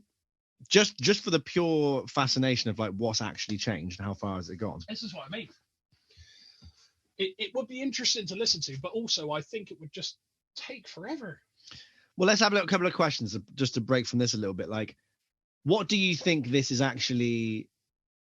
How is this actually helping Guns N' Roses in terms of their album? Leaving it this long, is it building suspense, or have we kind of would you as a fan, would you just be like, well, I'm just going to give up and go to another band at this point? I mean, Slash is gone. Yeah. All of the big names out of this band, apart from Axl Rose, is gone. Mm-hmm. So, I mean, there's going to be already an element of, it's kind of done for now, isn't it? Yeah. Do you know what I mean? But I suppose you do have to consider the fact that there will still be people just waiting for the album to be released. But I mean, I would have given up. You think about the amount of how music's changed. So again, Guns N' Roses were hard rock, and they really defined what 80s hard rock was going into the 90s. They took away that kind of hair metal thing and made it a bit more solid and had a way more authenticity and integrity to it. But again, all of the grunge and the electronic music and Smashing Pumpkins and nu metal and Deftones and Britpop that all how are Guns N' Roses? So when I listen to Chinese Democracy, it just has, no matter how many steps it takes in a new direction, which it really does for the band, and it does work in its context, it's so rooted in the past because it took so long. Because when you listen to that album, you have to go all the way back to Use Your Illusion or Appetite to go well, this is what the band were like and it just dates it. It ironically dates it. This is what I mean, and it's despite the fact Axl wanted to move it into this new direction, it is ironic because it does sound like that era. It does. So, in August 2002, Axl stated on the Guns N' Roses website, "We feel that we have clarity as to the album we're trying to make. We're wrapping it up." In 2002, we've sorted it down to what songs are on the record, what the sequence of songs is, the album art is ready. Shortly afterwards, however, he told MTV News, "You'll see the album, but I don't know if soon is the word." It's just so indecisive, yeah. Reed said in November 2002 the album would be released by June 2003 and that there were only a few odds and ends left to do. A couple of finishing touches, a couple of vocals, and we need to mix it. Rose also confirmed plans for multiple albums, said there was a delay. The delay was partly due to a lack of support from Geffen for older bands, saying, "I've had to do way more jobs in it than I'm supposed to. I've had to be manager, A&R man, producer, sole lyric writer, and a lot of other things." In mid-2003, Guns N' Roses reportedly started re-recording Chinese Democracy again. Why? A music journalist said Rose told him in June 2003 that he wants to make sure it is as perfect as possible before it is released. 2004, Stinson said Chinese Democracy was almost done and had been delayed by legal issues. And because Rose wanted to ensure every band member had a say in each song, it's a lengthy process, because you have to get 8 people to basically write a song together that everyone likes. I also said Rose was a perfectionist.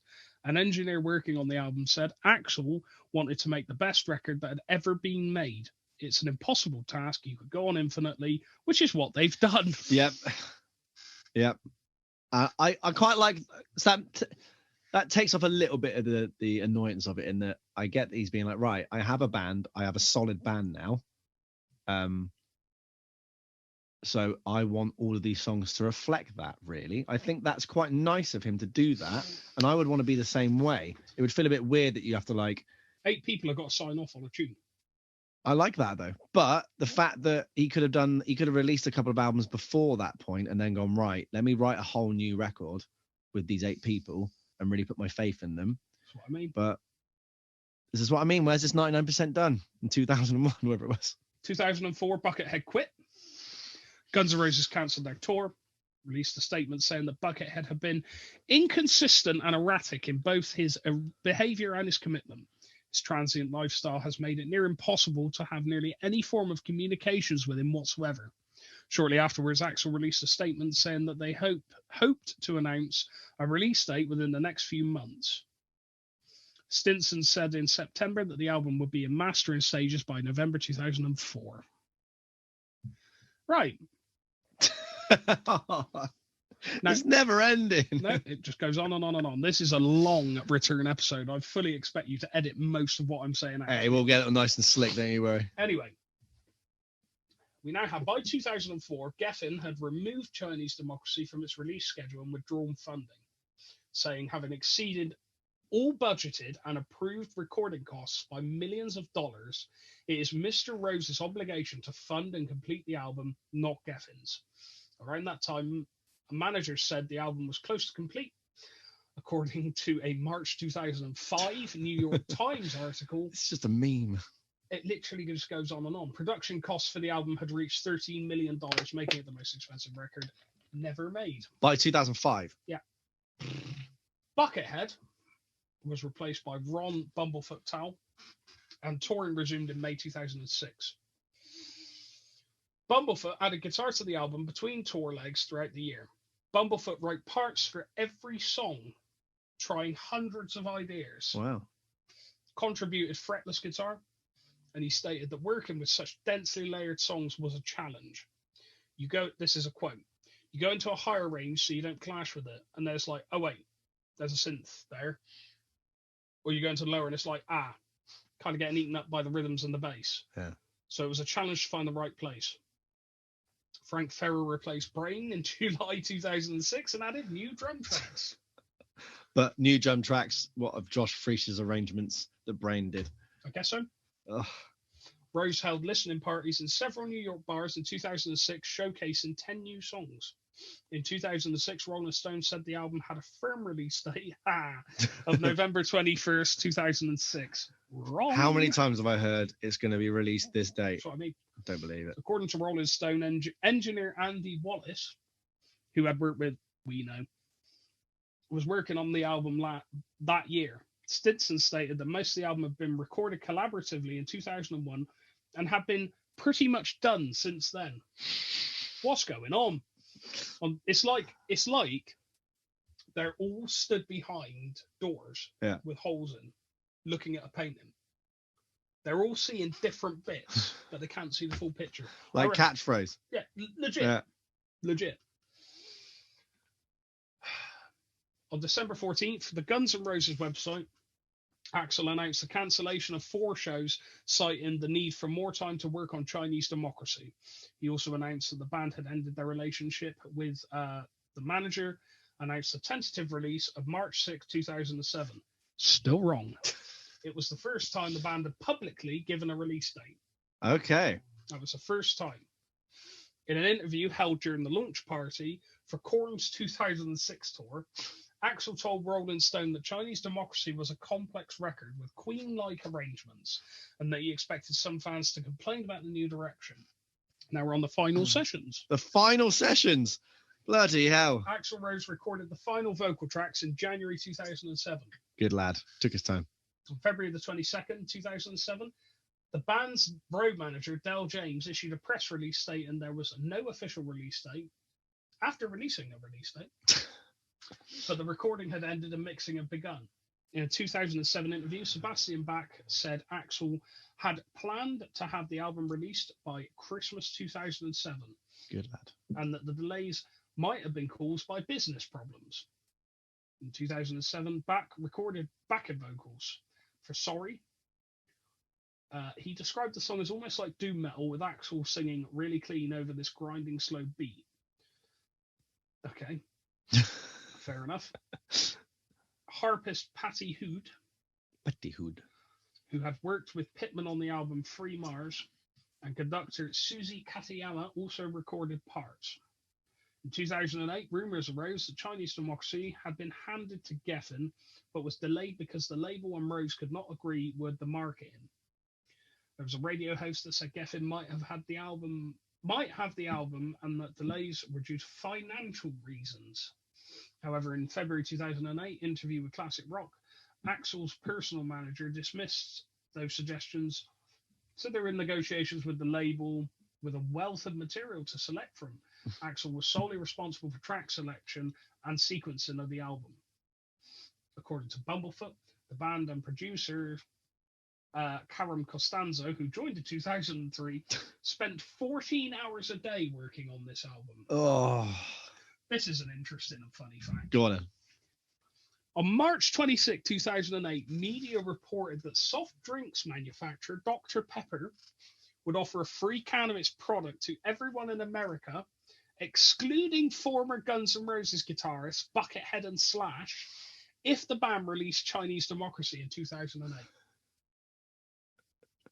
I remember that.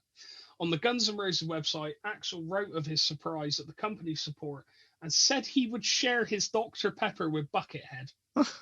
After it was announced the album would be released in 2008, Dr. Pepper confirmed they would uphold its pledge. However, on the album's release, the Dr. Pepper website servers crashed under the demand for coupons. Lawyers for the band threatened Dr. Pepper's parent company with a lawsuit 2 days after the album's release. In a letter to the company, Axl's lawyer said, "The redemption scheme for your company, clumsily implemented for this offer, was an unmitigated disaster which defrauded consumers and, in the eyes of vocal fans, ruined Chinese Democracy's release." So he's just released it and now he's moaning about the release. Yeah. And he just got to...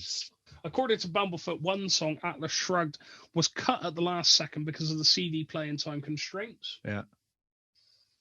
Oh, there's so many.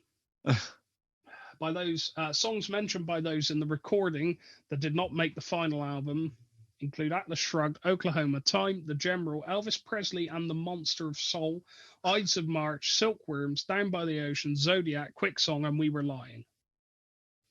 That's another whole album. That is. Release it. Just release it. Yeah.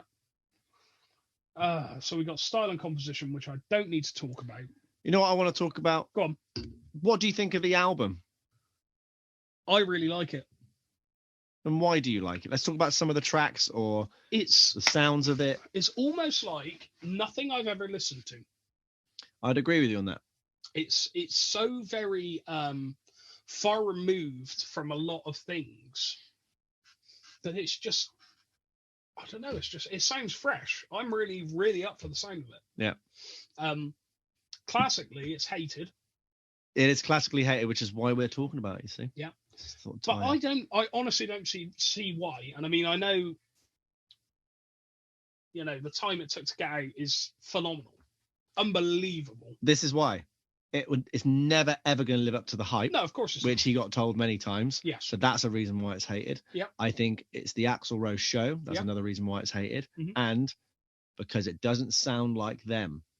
The overall sound of it does impress me. I'm engaging with it, It sounds like it's alive. It's not as people describe it to me, which is lifeless and boring. And it's not lifeless and boring at all. I'd never say that. No. It sounds like it's quite grandiose in the fact that it's like multi-millionaires. Oh, yeah. And that it feels unattainable in a sense that you can't just go, should we go in a rehearsal room and just play IRS? Oh yeah, it's very, very much. You just can't do that. No.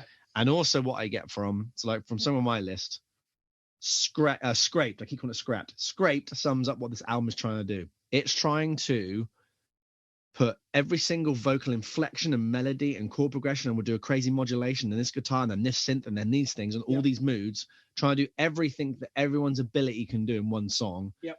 And then it makes me forget what the song is. Yeah. Because all you're doing is you're just doing this as a showcase. So look what I can do. Look how good it is. Look how good it is. You can't say it's bad. Nope. Because look at all these good techniques that I'm doing in it. And this has got a guitar squeal and all these things and all that thing. But then where's the song? Yeah. I mean, this is kind of the point, isn't it? And it is the point, James. It is. It just. I can't remember much of it. It all feels like the same thing. I mean, yeah, there are songs I do remember. The one thing that whenever I hear Chinese Democracy, I do think of the first song. I do think of the title track. Yeah.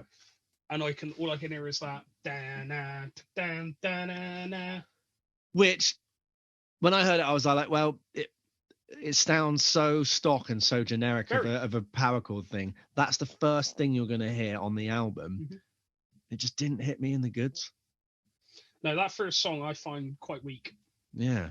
To be honest. It gets better, in my opinion. Second track is really, really good. I really like Better as well, which is the third track.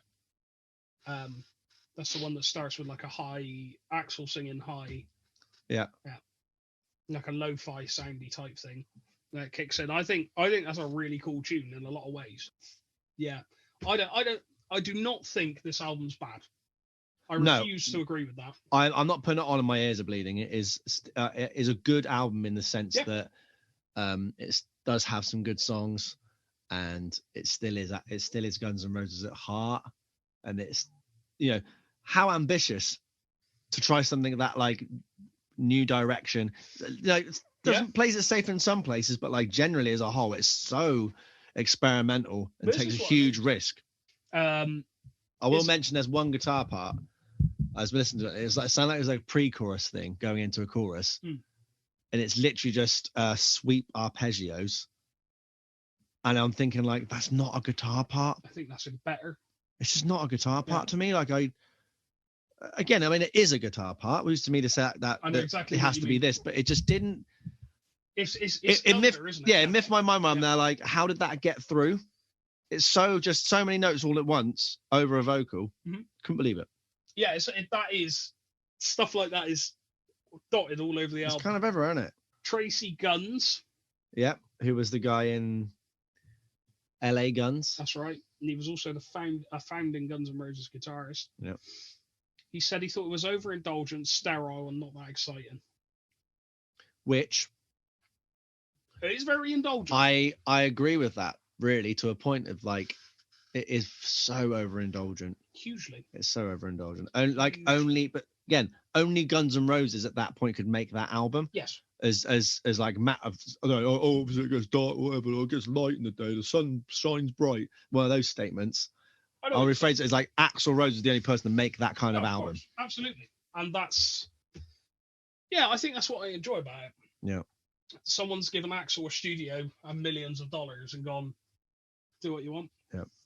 He's gone, all right, I will. All right, I will, mate. Thanks, mate. Anyway, that's my final statements on this album. Thank Christ it is done. You got through it. Oh, mate, there were loads of things I didn't talk about. I know. Oh. So what do you think the album would have sounded like if it was released in 1999?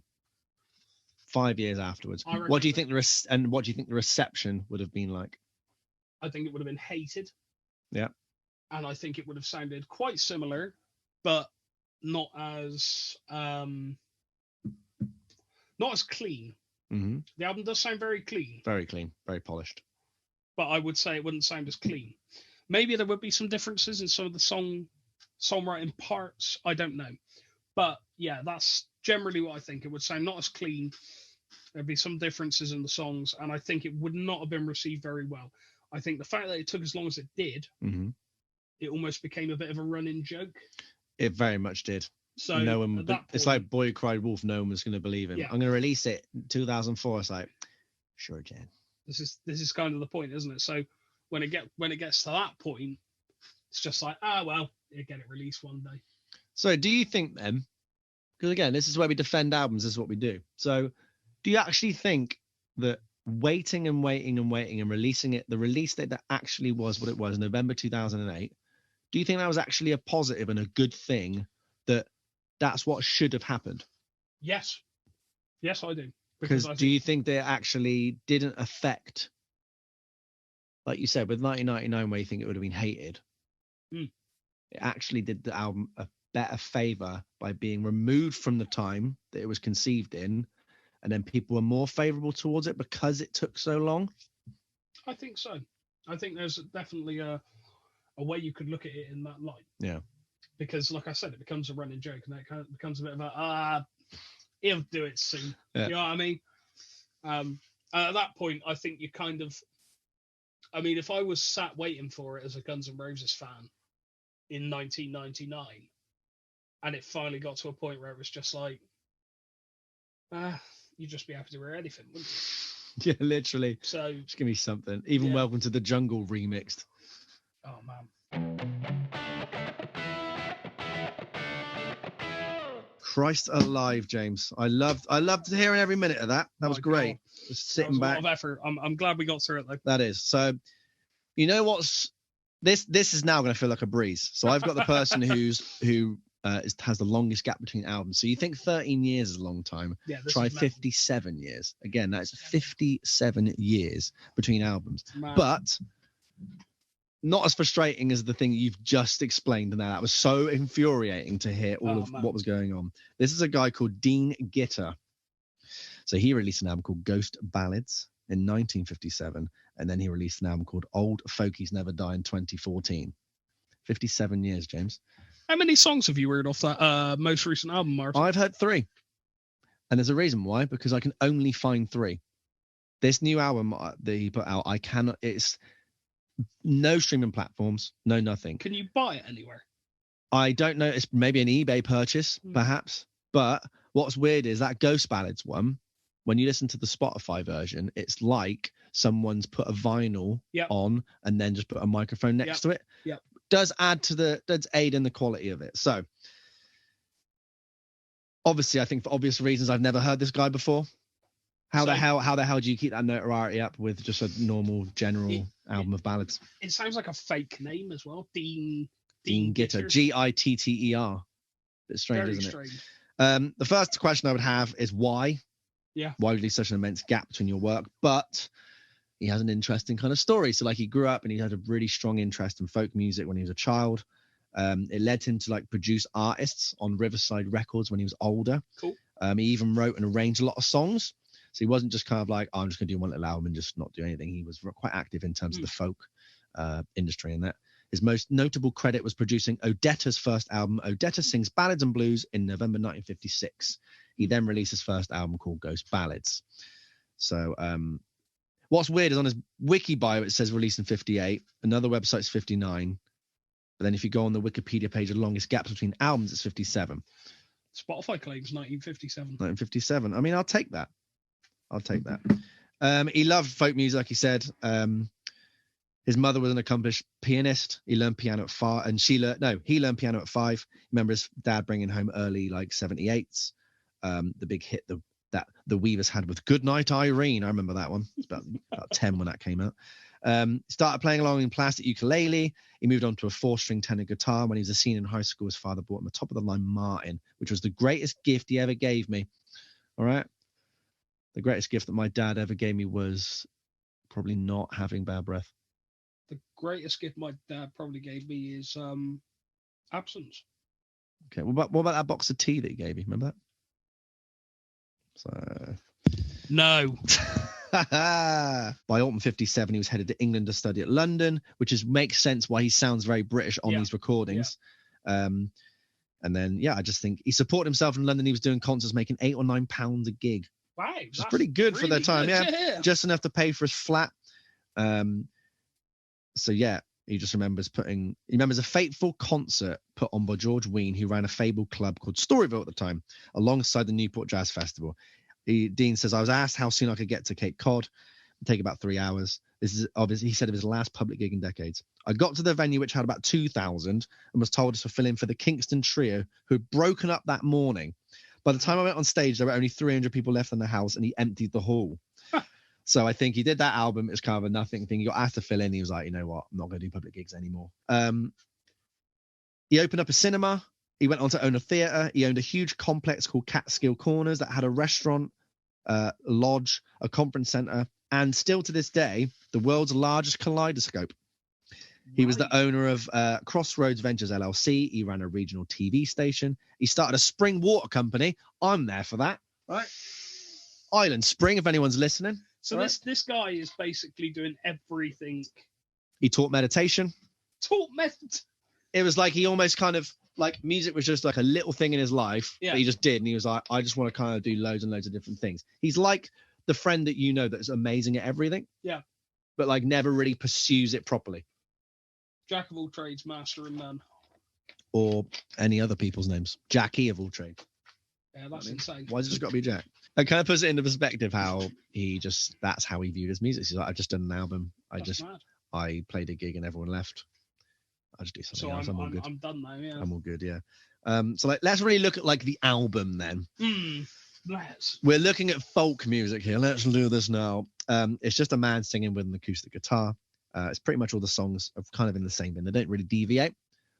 So as is like Guns N' Roses, how it does have a lot of deviation and variation, it's still hard rock, isn't it? Yes. It doesn't really have like, now we're going to do acid jazz into this. It's not that varied. So this is very just one note. Like I said, very English sounding voice. The main thing that struck me was the quality of the album on Spotify, which was weird, but I actually think it adds to the mystique and the ambience of the album. I'd say so. We got a song that originates from the 1400s called The Unquiet Grave. I was about 12 when that came out. It has a standard but satisfying chord progression, fitting the melody perfectly, and it's folk done well.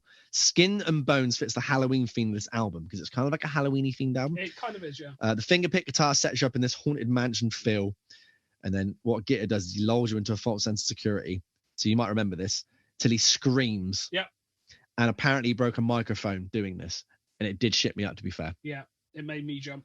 It was very, very weird, but fair enough. That was a stand-up for me. Anne Boleyn takes you into traditional folk music territory.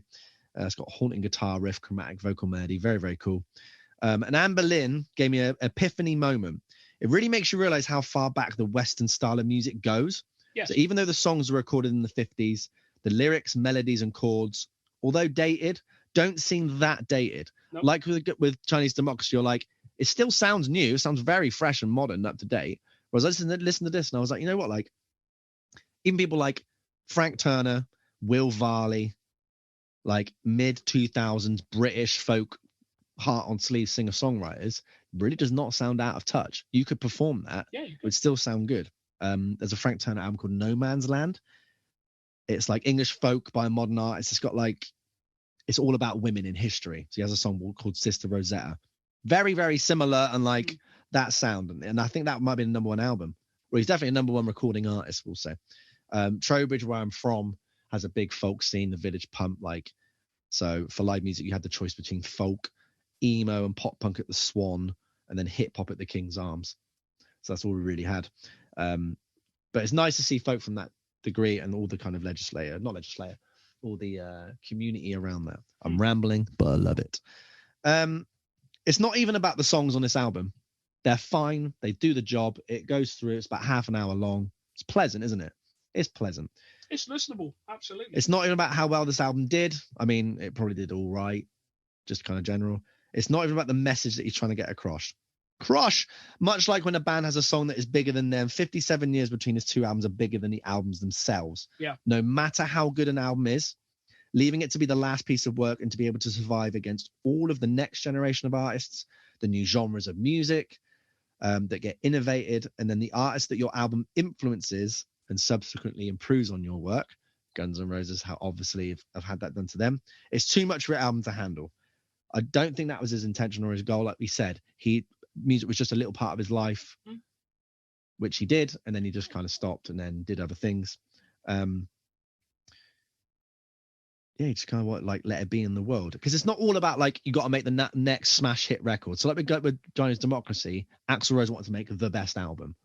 Do you know what I mean? There's like all this pressure. He's just there like, I just made an album. That's pretty cool. Like that in itself is an accomplishment. Clicking like submit, that's a big accomplishment. It comes out and you feel really good. Like you're gonna have that with your EP soon. It's like this feels good, but you haven't gone like, I started writing riffs this when I was 11 years old. You know what I'm saying? James is having a bit of a walk around. Watch that keyboard stand. But I'll still keep going for you lot. You know, the fans. So yeah, I don't think it's all about, music is fun to make. It is. You know, absolutely. The amount of stress and worry that it takes off an artist's shoulders, just to kind of have fun with it. It's something to enjoy in life. It's a part of your life, not your entire existence on this planet, and that whatever notes, chords, fancy production tricks, and social media posts and stuff don't make who you are. So that's another thing. Like Axl Rose was so consumed by his album, and it didn't come out, and then everyone's just there like, I basically hate you because you spent all this money. Whereas he just gone like, this is cool. I like it. I'll scream. I'll break a microphone. That's pretty much all there is to say on that kind of album. But again, he decided to make one more album. So he's done all these other ventures. He found a kaleidoscope. He was like, that's banging. I'll do that. I'll make a cinema. I'll do whatever. Sparkling water. I'll get on that hype. It just seems like he's gone, I've tried music. Not for me. And he's just gone off and done everything he can. Literally. What a legend.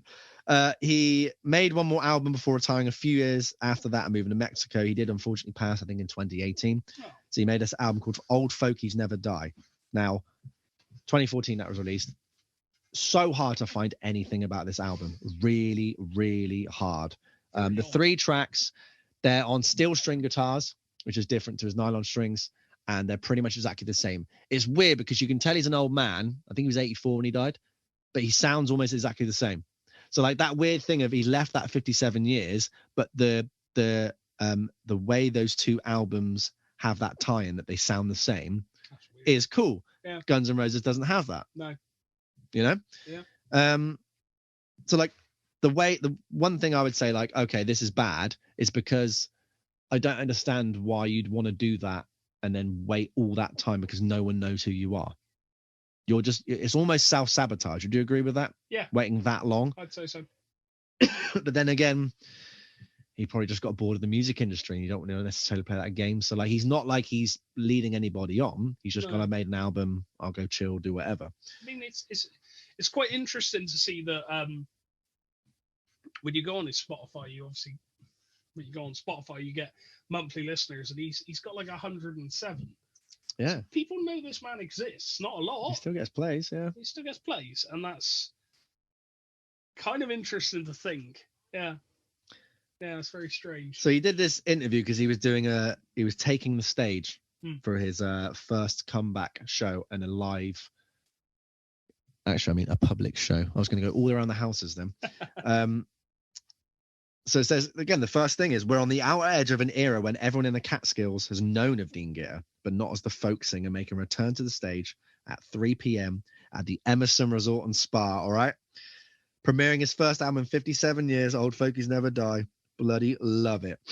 It's his first area concert ever. He's got 7 grandchildren at this point, 6 of whom are within 4 miles of my house.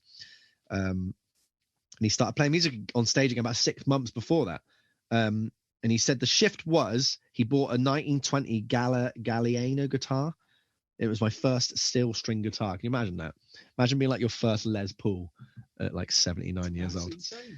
And that really kickstarted. We went to this like Woody Guthrie celebration thing. Nice. And he's seen all these people he hadn't seen in a decade. He did some math and he was like, this guy, Jack Elliott, he was like, he's 83. He's like, why can't I do that as well?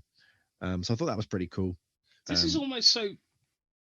It's very contrasting because the story you've got is actually quite it's like heartwarming, right? Yeah, it's very, very sort of like nice. And this chap just sort of went to a gig and he felt as inspired as he did 57 years previously and went, very cool, I'm going to do it again. And he didn't waste any time. As much as he wasted time with not releasing something, this is kind of the thing, isn't it? But he's not wasting time. No, I respect that.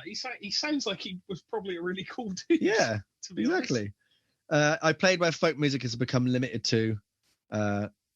He said, when I found out the other people on stage were playing James Taylor, Joni Mitchell and Bob Dylan, all great musicians, mind you, I realized a lot of people hadn't heard real folk music, so I tailored my shows accordingly. So he was there.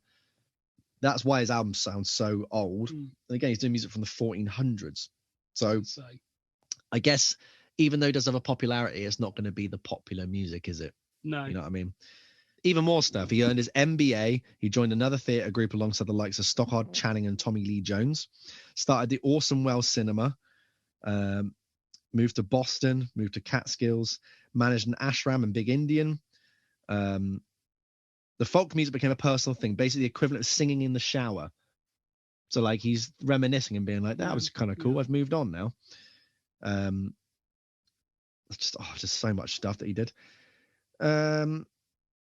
They said as well, because he's doing this concert return, he was like, for which will be, if you found all of your old buddies, like they're going to come, he's like, they're all dead. Bear in mind, he's 80s, like, do you know what I mean? Of course they're going to be all dead. Isn't that weird to think? He did add, he said a bit quiet, he sometimes feels like now he's wasted 50 years of his life not playing the folk music he feels so enriched by. He wonders whether he's returned to who he really is. So that's interesting. It's like he has a really big respect for music, and that he really was just like, I love the music that I heard as a kid. I want to honor that. That's really noble of him, isn't it? And he hasn't wasted it. And again, he hasn't wasted anybody's time. No, he hasn't. And I mean, the only issue, if he was here right now and he was like, I've wasted this long, I wouldn't say he's wasted any time at all. It sounds like he was off living his life. It really was. And I think he had that nice retribution before he passed away. Like, he managed to do it. Yeah. So yeah, this is what I like as well. His concert. So it's a £60 per person benefit for the Bel Air Music Festival, which kicks off on Memorial Day weekend. Let's have a look. So, Old Fogies Never Die. This is the little thing at the bottom. A performance and record release event with Dean Gitter takes place 3 p.m. to 6 p.m. Sunday, April 27th. Tickets are $60, including wine and hors d'oeuvres, and benefit the Bel Air Music Festival. Special guests expected. I just like that. It's kind of like they're all sat around having their little olives and stuff.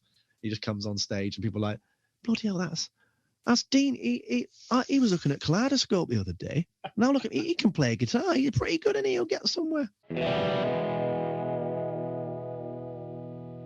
My one's not even really about the songs because the album is pretty good itself, and the 3 tracks I've heard, pretty darn good. But it's just the length of time, isn't 57 years, and like he did express a little bit of regret, but like you said, he just got on with his life. Whereas with Axl Rose, it consumed his life. Dean Gitter's, it didn't consume his life.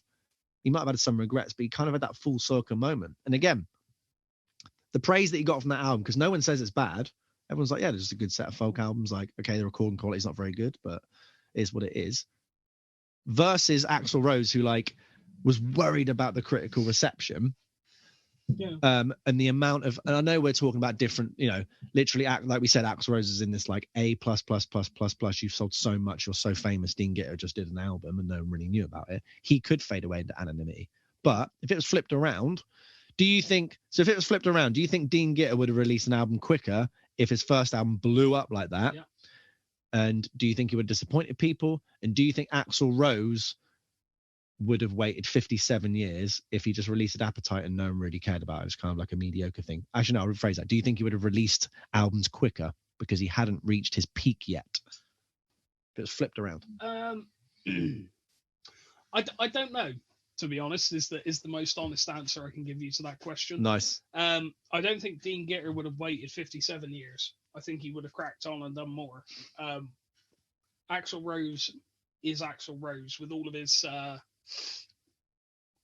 all of the issues he has and all of the preconceived notions that people have about him. It's because he had a really, really harsh childhood. He did. Really horrible. So I'm not making excuses for the man. I don't need to, but there is a level of understanding there as to why he acts and behaves and does the things that he does. Dean Gitter, he just sounds like an upstanding chap. He does. Released some music, didn't really go very far. I don't know, maybe it knocked his confidence a bit, but he didn't want to say that. Yeah. Or maybe he just went, I've done this for a bit. I'm going to do something else now. And he did do something else for 57 years and obviously fell back in love with it, which is obviously a classic thing that people do.